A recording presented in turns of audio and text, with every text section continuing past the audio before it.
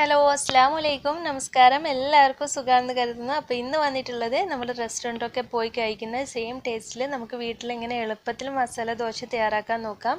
നല്ല ക്രിസ്പി ആയിട്ടുള്ള ദോശ അതുപോലെ തന്നെ നല്ലൊരു മസാലയാണ് കാണിക്കാൻ പോകുന്നത്. അപ്പോൾ ഇതിന് വേണ്ട ഇൻഗ്രീഡിയൻസ് എന്തൊക്കെയാണെന്ന് നോക്കാം. ഞാനിപ്പോൾ അരിയൊക്കെ തലേദിവസം തന്നെ അരച്ച് വെച്ചിട്ടുണ്ടായിരുന്നു. ഒരു 10 മണിക്കൂറെങ്കിലും നമ്മൾ ഈ ഒരു അരി പുളിപ്പിക്കാനായിട്ട് വെക്കണം. നല്ല തണുത്ത ക്ലൈമറ്റ് ആണെങ്കിൽ 12 മണിക്കൂറോളം നിങ്ങൾ വെക്കേണ്ടി വരും. നല്ല ചൂടുള്ള സമയത്താണെങ്കിൽ ഒരു 8 മണിക്കൂറൊക്കെ മതിയാകും. അപ്പോൾ ഈ ഒരു ദോശമാവ് ഞാൻ തയ്യാറാക്കിയെന്ന് വെച്ചാൽ 2 കപ്പ് ദോശ റൈസ് അല്ലെങ്കിൽ നിങ്ങൾക്ക് പച്ചരിയൊക്കെ എടുക്കാം. അതിന് 1/2 കപ്പ് ഉഴുന്നും അതുപോലെ തന്നെ ഒരു 1/2 ടീസ്പൂണോളം ഉലുവയും ചേർത്തിട്ടുണ്ടായിരുന്നു. എന്നിട്ട് നന്നായിട്ടൊന്ന് 3 മണിക്കൂറോളം കുതിർത്തതിന് ശേഷം ഇത് അരച്ചെടുക്കുമ്പോൾ ഒരു 4 ടേബിൾ സ്പൂണോളം ചോറും കൂട്ടിയിട്ട് അരച്ചെടുത്തിട്ട് നന്നായിട്ട് പുളിപ്പിച്ചെടുക്കും. അപ്പോൾ ഇനി അടുത്തതായിട്ട് ഞാൻ ഉരുളക്കിഴങ്ങ് വേവിച്ച് വെച്ചിട്ടുണ്ടായിരുന്നു. ഇത് രാവിലെ ഒന്ന് ഉടച്ചെടുക്കുകയാണ്. ഇതിൻ്റെ തൊലിയൊക്കെ മാറ്റിയിട്ടുണ്ട്. ഏകദേശം ഒരു 400 ഗ്രാമോളം ഉരുളക്കിഴങ്ങ് എടുത്തിട്ടുണ്ട്. അപ്പോൾ ഇത് നന്നായിട്ട് ഉടച്ചെടുത്തിട്ട് നമുക്കൊന്ന് മാറ്റി വെക്കാം. ഇനി നമുക്ക് വേണ്ട ഇൻഗ്രീഡിയൻസ് എന്തൊക്കെയാണെന്ന് നോക്കാം. ഞാനിവിടെ ഒരു ക്യാരറ്റ് ഗ്രേറ്റ് ചെയ്തെടുത്തിട്ടുണ്ട്. അതുപോലെ തന്നെ 2 മീഡിയം സൈസ് സവാള ചെറുതായിട്ട് അരിഞ്ഞെടുത്തിട്ടുണ്ട്. പിന്നെ കുറച്ച് മല്ലിയിലയും കറിവേപ്പിലയും വേണം. പിന്നെ ഒരു 2 പച്ചമുളക്, നല്ല എരിവുള്ള പച്ചമുളക്, പിന്നെ ഒരു ടേബിൾ സ്പൂണോളം ഇഞ്ചി ചതച്ചതും, പിന്നെ ഞാൻ ഏകദേശം ഒരു ടേബിൾ സ്പൂണോളം ഉഴുന്നെടുത്തിട്ടുണ്ട്. ഉഴുന്ന് നമ്മുടെ മസാലയ്ക്ക് നല്ലൊരു ടേസ്റ്റാണ് നമ്മൾ വറവിടുന്ന സമയത്ത് ചെയ്യുമ്പോൾ. പിന്നെ ഒരു ടേബിൾ സ്പൂൺ വെളിച്ചെണ്ണയും 2 വറ്റൽമുളകും കുറച്ച് കടുകും അതുപോലെ തന്നെ കുറച്ച് ഉപ്പുമാണ് നമുക്ക് ആവശ്യമായിട്ടുള്ളത്. അപ്പോൾ നമുക്ക് ഇതിന് വേണ്ട മസാല ഉണ്ടാക്കി തുടങ്ങാം. അപ്പോൾ ആദ്യമായിട്ട് പാൻ നന്നായിട്ട് ചൂടായിട്ടുണ്ട്. അതിലേക്ക് ഒരു ടേബിൾ സ്പൂണോളം വെളിച്ചെണ്ണ ഒഴിച്ച് കൊടുക്കുകയാണ്. ഓയിലൊന്നും യൂസ് ചെയ്യാറുണ്ട്, വെളിച്ചെണ്ണ യൂസ് ചെയ്യുന്നതാണ് കുറച്ചുകൂടി നല്ലൊരു ടേസ്റ്റ്. ഇനി ഇതിലേക്ക് ഒരു ടീസ്പൂണോളം കടുക് ഇട്ടിട്ട് ഒന്ന് പൊട്ടിച്ചെടുക്കാം. അപ്പോൾ കടുകൊക്കെ നന്നായിട്ട് പൊട്ടി വന്ന് ഇനി ഇതിലേക്ക് 2 വറ്റൽമുളക് കൂടി ഇട്ട് കൊടുക്കുകയാണ്. ഇനി വറ്റൽമുളകൊക്കെ ഒന്നങ്ങ് മൂത്ത് വരുമ്പോൾ നമുക്കിതിലേക്ക് കറിവേപ്പില ചേർത്ത് കൊടുക്കാം. ഇനി ഇതിലേക്ക് അടുത്തതായിട്ട് ചേർക്കാൻ പോകുന്നത് ഉഴുന്നാണ്. അപ്പോൾ ഉഴുന്ന് പരിപ്പ് നിങ്ങൾ അല്ലെങ്കിൽ ഉഴുന്ന് ബോൾ ചേർത്ത് കൊടുക്കാം. ഇത് നമ്മുടെ ഈ ഒരു ഫില്ലിങ്ങിൽ നമുക്ക് കടിക്കുമ്പോൾ നല്ലൊരു ടേസ്റ്റി ആയിരിക്കും. അപ്പോൾ ഇത് ചെയ്യാത്തവരുണ്ടെങ്കിൽ ഒന്ന് ചെയ്ത് നോക്കുക, നല്ലൊരു ടേസ്റ്റി തന്നെയാണ്. അതുപോലെ തന്നെ നമ്മൾ ഇത് ചട്നിയൊക്കെ ഉണ്ടാക്കുമ്പോൾ ഇതുപോലെ ഇടുകയാണെങ്കിൽ നല്ല ടേസ്റ്റി ആയിരിക്കും.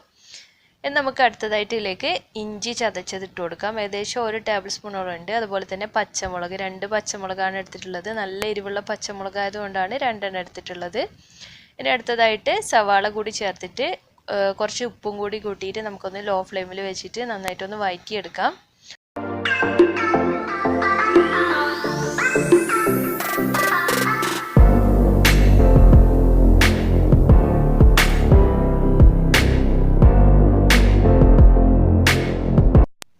അപ്പോൾ സവാളയൊക്കെ അത്യാവശ്യം ഒന്ന് വഴണ്ട് വന്നിട്ടുണ്ട്. ഇനി ഇതിലേക്ക് ഒരു ടീസ്പൂണോളം മഞ്ഞൾപ്പൊടി ചേർത്ത് കൊടുക്കാം. അപ്പോൾ ഈ ഒരു മഞ്ഞൾപ്പൊടിയാണ് നമ്മൾ ഇതിലേക്ക് മസാലപ്പൊടികളിൽ ചേർത്ത് കൊടുക്കുന്നുള്ളൂ, മുളക് പൊടിയൊന്നും ചേർത്ത് കൊടുക്കുന്നില്ല. ഇനി നമുക്ക് ഗ്രേറ്റ് ചെയ്ത് വെച്ച ഈ മഞ്ഞൾപ്പൊടിയുടെ ഒന്ന് പച്ചമണമൊക്കെ പോകുമ്പോൾ ഗ്രേറ്റ് ചെയ്ത് വെച്ച ക്യാരറ്റ് കൂടി ഇട്ട് കൊടുക്കാം. അപ്പം പുഴുങ്ങിയിട്ട് ക്യാരറ്റ് ചേർക്കാൻ താല്പര്യമുള്ളവർക്ക് അങ്ങനെയും ചേർത്ത് കൊടുക്കാം. ഇനി ഇതൊന്ന് അടച്ച് വെച്ച് ലോ ഫ്ലെയിമിൽ വെക്കുമ്പോഴത്തേക്കും ഇതൊന്നങ്ങ് കുക്കായിട്ട് വരും. നമുക്കിതൊന്ന് മിക്സ് ചെയ്തിട്ട് നമുക്ക് നേരത്തെ ഉടച്ചു വെച്ചിരിക്കുന്ന ഉരുളക്കിഴങ്ങ് കൂടി ചേർക്കുമ്പോഴത്തേക്കും നമ്മുടെ മസാല ഏകദേശം റെഡിയായി വരും. അപ്പോൾ ഉരുളക്കിഴങ്ങ് കൂടി ചേർത്തിട്ട് നന്നായിട്ടൊന്ന് മിക്സ് ചെയ്തെടുക്കാം.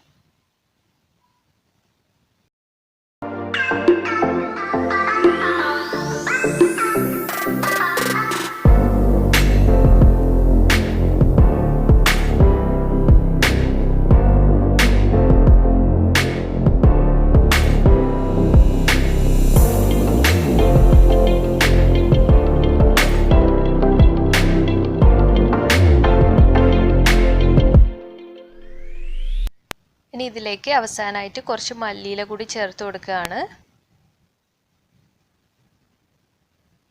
ഇപ്പം നമ്മുടെ മസാല ഇവിടെ റെഡി ആയിട്ടുണ്ട്. ഇനി നമുക്ക് ഇതിന് വേണ്ടിയിട്ട് കുറച്ച് ചട്നി കൂടി ഉണ്ടാക്കിയെടുക്കുന്നുണ്ട് ഞാനിവിടെ. അപ്പോൾ അതിനായിട്ട് ഞാൻ ഏകദേശം ഒരു 1/2 കപ്പ് തേങ്ങ വെച്ചിട്ടാണ് ചട്നി ഉണ്ടാക്കുന്നത്. ഒരു 2-3 ആൾക്ക് വേണ്ട ചട്നി മാത്രമേ ഉണ്ടാവൂ. അപ്പോൾ അതിലേക്ക് ഒരു ചെറിയുള്ളിയാണ്, പിന്നെ ഒരു പച്ചമുളക്, ചെറിയൊരു പീസ് ഇഞ്ചി എടുത്തിട്ടുണ്ട്. അതുപോലെ തന്നെ കുറച്ച് കറിവേപ്പിലയും കുറച്ച് മല്ലിയിലയും ഇതൊക്കെ കൂടിയിട്ട് നമുക്ക് മിക്സിയുടെ ചെറിയ ജാറിലൊന്ന് ഇട്ട് കൊടുക്കാം. എന്നിട്ട് ഒരല്പം വെള്ളം കൂട്ടിയിട്ട് ഒന്നങ്ങ് അടിച്ചെടുക്കാം. ഒരുപാട് അടിയേണ്ട ആവശ്യമില്ല, പേസ്റ്റായിട്ട് അരച്ചിക്കേണ്ട ആവശ്യമില്ല. അത്യാവശ്യം കുറച്ച് തരികളൊക്കെ വേണം, അതുപോലെ ഒന്ന് അരച്ചെടുക്കാം.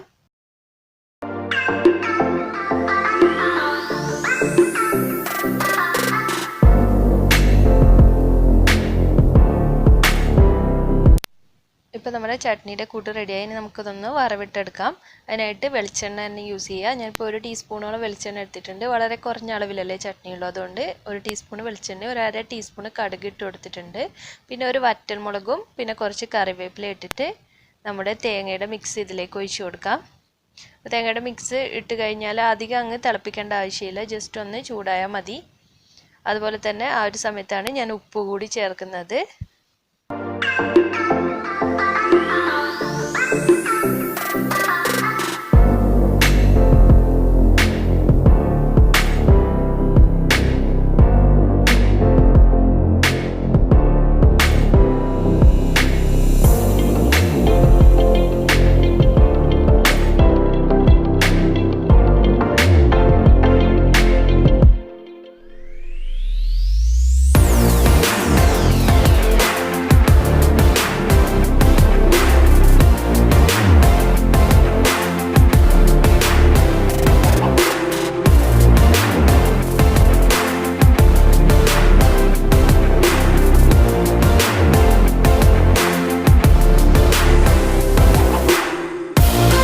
അപ്പോൾ നമ്മുടെ ചട്നി റെഡിയായി. ഇനി ഇതിലേക്ക് ഓഫ് ചെയ്തിട്ട് ഞാൻ കുറച്ച് മോര് കൂടി ചേർത്ത് കൊടുക്കുന്നുണ്ട്.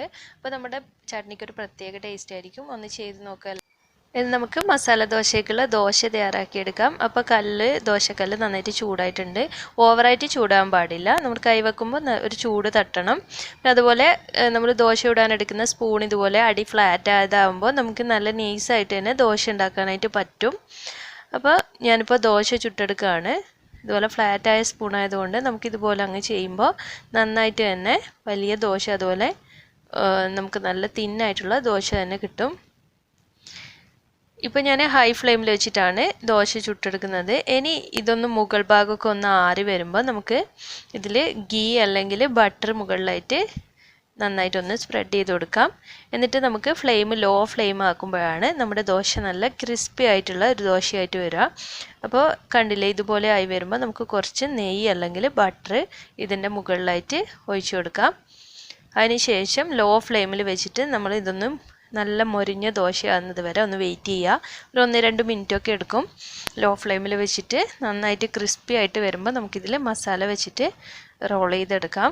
അപ്പോൾ റോൾ ചെയ്തിട്ട് അല്ലെങ്കിൽ രണ്ടായിട്ട് മടക്കിയിട്ട് അങ്ങനെ ഇഷ്ടമുള്ളതുപോലെ നിങ്ങൾക്ക് സെർവ് ചെയ്യാവുന്നതാണ്.